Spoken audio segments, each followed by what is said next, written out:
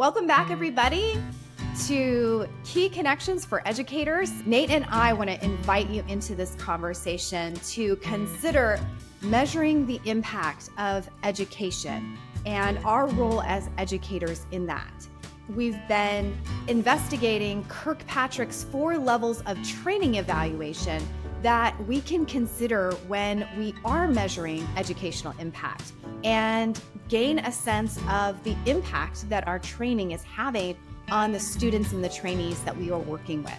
So the 4 levels are level 1, reaction. Level 2 is learning. Level 3, which we're going to be exploring today, is behavior change. And then level 4, which we will tackle in our next episode, is results. As we're looking at level 3 and the behaviors, the question is, did the trainees take what they learned and put it into practice on the job? So I'm going to ask you, Nate, what's been your experience with asking level 3 behavior questions to measure impact? I'll start by saying level 1 and level 2 are a lot easier. If I want to give a level 1 evaluation in a course, you can keep them captive till they finish it. Don't leave until you finish the course evaluation. I can test inside of that session or at the end of that session, and I have a lot more control. So my experience has been that level 3s are very aspirational for me personally. And I wanted to talk about a few things that I think make them difficult. The first is the time. I don't know about you, but when I look at level 3s, I think it's probably the 30, 60, 90 days after a class. Does that jive? Yes, that's been my experience. So the first challenge that we have to think about is fall off. You're not going to get that feedback from everybody because 30, 60, 90 days later, somebody may not even be employed there anymore. Or maybe they just got caught up in other things and didn't see the priority of responding to the level 3 evaluation. So I think that that's the first thing. We have to plan that you're not going to necessarily get feedback from all of your students unless you're very intentional about it. And we can talk more about that as we have this conversation today and some solutions to that. The second issue is if I'm in a classroom, it's a controlled environment, whether it's an online classroom or an e-learning or a K through 12 classrooms. Once I leave and I go home or I go back to my workplace, I no longer have the constraints and the safety of that classroom. Part of the goal of training is to create that safe place where you can experience new things safely. Well, the real world isn't safe. And I may not want to take the risk of practicing these things in the real world. And there's all sorts of things that can occur outside. So trying to get something back when the real world interferes, I think that's the second challenge. The third challenge that I see is bias, depending on who you're asking a level 3. So you might ask the individual, you might ask their peers, you might ask a manager. I actually see a lot of level 3s going to managers or a parent. It might be a parent that's going to have to do an evaluation of a student. And that person doesn't know what's going on in the class. They never took the class. So you're asking them to evaluate something that they don't even really understand themselves. And so you've got this bias. And then the individual may have bias too. I noticed that there's some individuals that really think that they did a great job no matter what. And then there's some individuals who are incredibly critical. They could be one of the more skilled individuals out there, but they're always going to rate themselves lower because they just have that feeling that they're not good enough. So I think those are the 3 things that I see as challenges. So I thought what we could do is we could just talk about our experiences in each of those 3 areas. What have you done, Hannah, with that first one of timing and learning loss? Is there anything you've done specifically in your role that's helped you manage that or just negotiate that so you can get the responses that you need, knowing that you're going to have some fall off? In my experience, asking the question immediately after the session, how will I apply the knowledge or skills I gained from this session to my work or to my everyday tasks, has helped because you mentioned the word aspirational. And at least capturing that, it not only provides us as trainers the feedback that we get initially from this session, but then it also prompts the trainee to go back and do some self-reflection to think, how am I going to put this into action? So a question like, how do you plan to apply what you have learned from today's class will help our students put a plan into action for how they will apply what they've learned from the session. That's the start of it. And then depending on what that content is, we should think through what's the appropriate timing for when to ask that question. So if it's something that can be immediately applied, 30 days seems completely fair. But oftentimes, if it's something more complex or it's something that needs to be built out and put into practice over time, 60 and 90 days is more fair. My experience has been similar to yours, where I run into the problem of people dropping off or forgetting about it, or it just not being in the forefront of their minds. And so, at least with my adult learners, it's been more challenging to capture that, at least from all of my participants. And so recognizing you're not going to get 100% and setting your expectation accordingly. What about you? What have been some of the ways that you've worked through that time problem?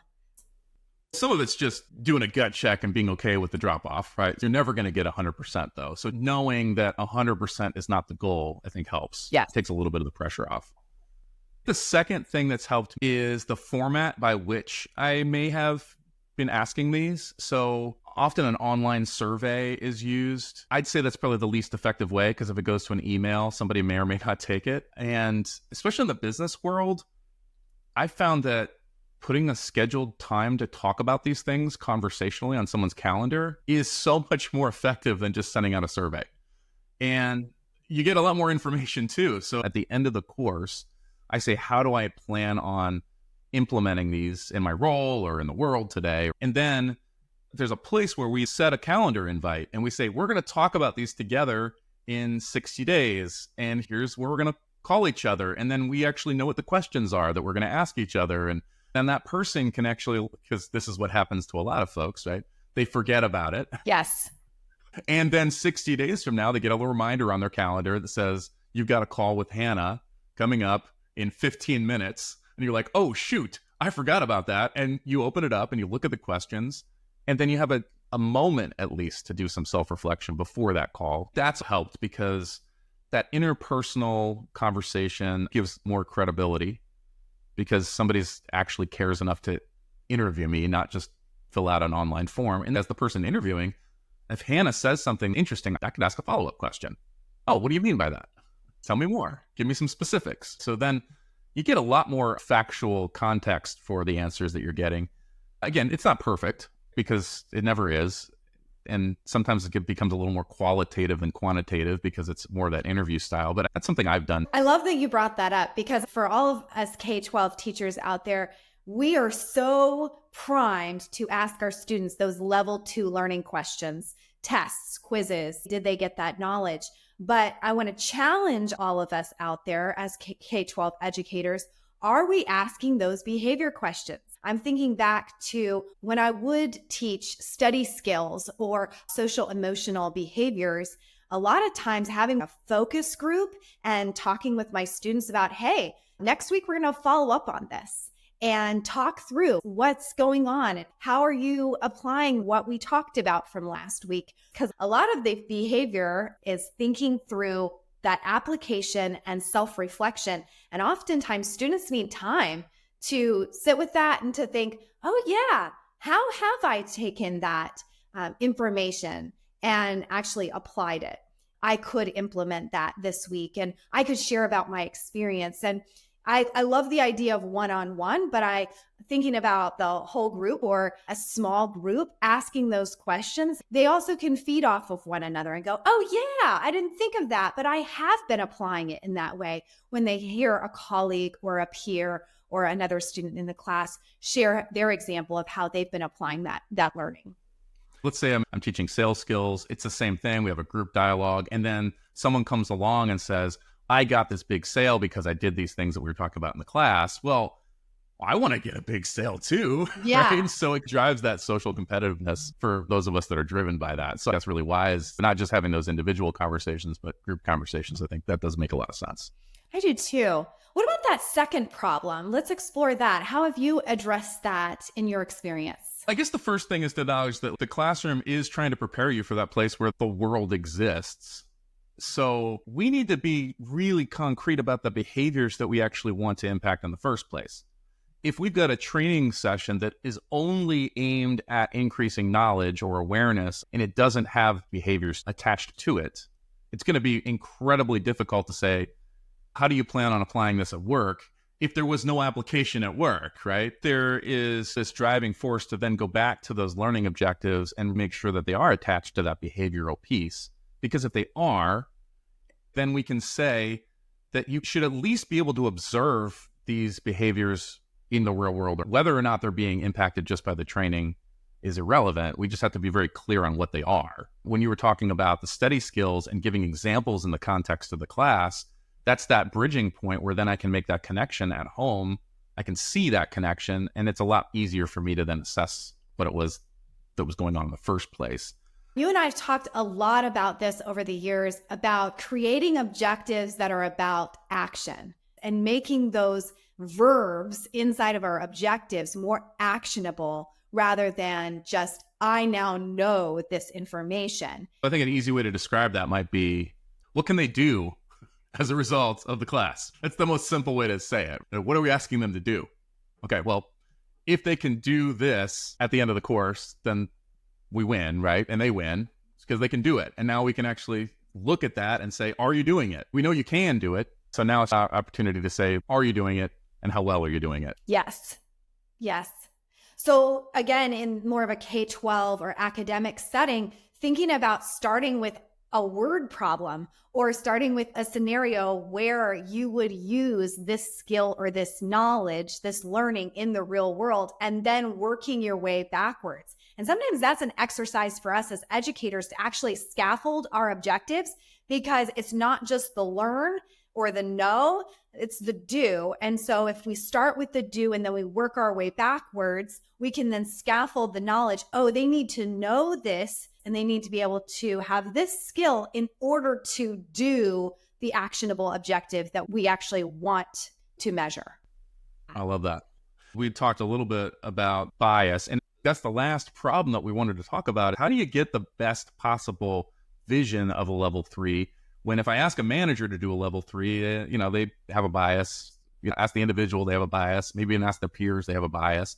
So that's the last one I think we should probably tackle today. And I don't know, in your experience, have you had any tactics you've used to cut through that bias yourself? Yeah, that question of how do we get a well-rounded response? And that is challenging because of the bias. But I think that when we do bring in other factors rather than just the individual themselves self-evaluating, that's where we can get more of an unbiased response.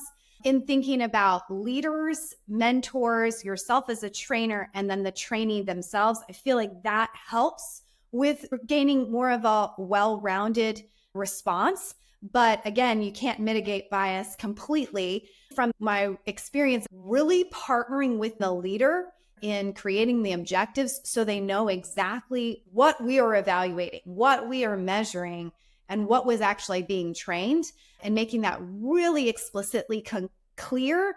And for us as educators, how can we make that succinct as well? I think one of the areas that public education has maybe a leg up on a lot of corporate training is their emphasis on rubrics. And so for those of you that haven't seen a rubric in a while, it's very explicit, to Hannah's point, about what does qualify a beginner. And this isn't necessarily failing either, right? We're not necessarily measuring you can't do this or you can do this. It may be the level at which you are performing a behavior. So a beginner would look like this, and here are the specific things that we'd see a beginner doing. Here's the specific things that we'd see someone who is maturing in this particular behavior. And then here's how we see someone who is very experienced doing that. And it doesn't have to be 3 brackets. It could be 10 brackets. It could be 5 brackets, but being very specific and explicit in the observable ways that behavior might be carried out, super helpful for that manager or that peer or that individual to then look at it and say, oh, I'm doing that, I'm not doing that. Okay, so I know I probably fall within this space versus that space. And again, going back to your point before, like working with the business or working with outsiders, not just the classroom, to make sure that we understand and have agreement from the people that are evaluating that, yes, that does qualify as a beginner versus somebody who's advanced or somebody who's an expert. Absolutely. It's reminding me of a shared OneNote that I built out as a corporate trainer. And I was coming from my K-12 experience and taking that rubric model and adapting it to a measurement evaluation plan that had those three categories: beginner, proficient, and master, for the specific objectives for each week. And it was a shared OneNote in that the trainee would evaluate themselves each week. And then every 2 weeks, the manager would go in and they would evaluate.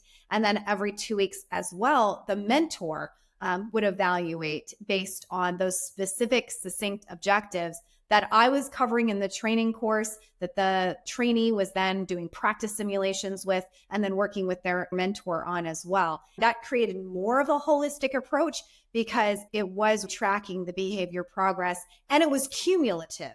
That's another piece of this, especially if we're doing a 6-week training or longer, to think of this in cumulative ways. Those content pieces that we train in weeks 1 and 2, are we then still evaluating in week 5 and 6? Because they may have been proficient or beginner in those first 2 weeks when they were just grappling with all the new stuff. But then in weeks 5 and 6, they've had 4 weeks to practice it. They've had 4 weeks to digest it. They may now feel like they're at the master level. And I see that as an intrinsic motivator as well, when a trainee can score themselves at the mastery level for cumulative information over time.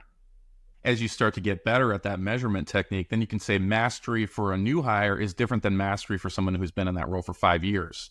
And so does this level 3 evaluation then become a coaching form that I can use throughout my career to advance my skills? Because where I'm at mastery of a new hire should not be where I'm at 5 years. If I'm in the same place in 5 years, then I'm either outgrown my role or I'm not giving it the full effort that I should have. Yes. Because again, you get better at things as you go through those. So making sure that someone sees that you are proficient enough to start this role as you get better and more advanced in that particular skill, we do expect that the bar is raised. So how we rate a new hire or how we rate a first grader on the reading level proficiency is not the same as what we'd expect of a 12th grader. But we're still maybe expecting the same things: comprehension and context clues, just at a different level. That's right. We're always trying to encourage that growth mindset. And with an evaluation measurement plan, the trainees track their growth mindset in a visual way. Yeah. So if you've got somebody who really knows that that's the goal, hopefully they are career-minded and want to be better at what they're doing. Now the training and the tools from that training become a career matrix for me to get better and grow. And I think that's the ultimate goal of training, is when you scaffold it on top of somebody's actual job or the things that they want to do, then it becomes that much more meaningful and embedded in what they're doing. So I think that's great. To impart that desire for lifelong learning. Yeah. So I had an experience that kind of wraps up all three of these things. I was in a program a few years ago where we had a fairly substantial training. It was about 7 months long.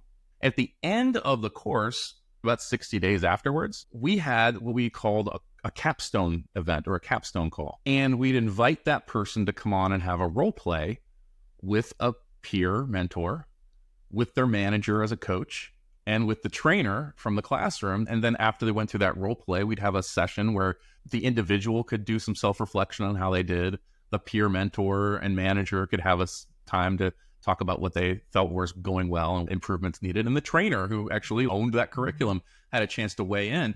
So that kind of takes those three elements that we're talking about and ties them up neatly, because it was a personable interaction, live conversation. It's behavior focused because it's a role play. This is actually a simulation of a job function.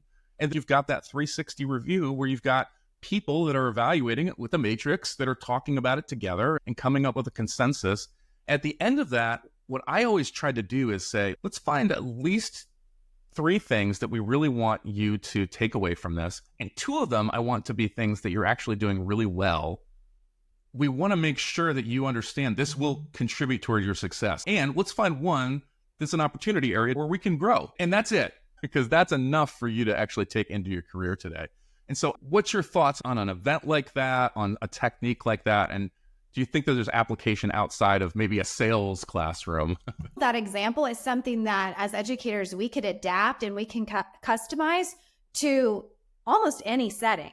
And in that conversation that you're having, asking the questions about context, about real world as well, like what barriers, if any, have prevented you from applying what you learned from the training? Because oftentimes there are external factors or there are situations that the manager should be aware of that may have been preventing certain behaviors from changing. And then the opposite, what enablers, if any, have aided you in applying what you've learned? Both provide more equity and a more fair, well-rounded picture, because in those candid conversations, these things can shed light on the experience, on the environment.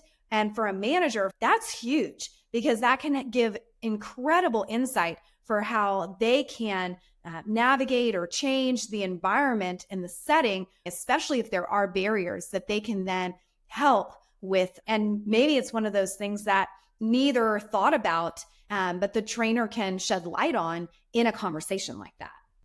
I think that also helps with that idea of the chaos of the real world and just like honoring that and saying we expect there to be barriers and we expect there to be enablers. So we just want to name them.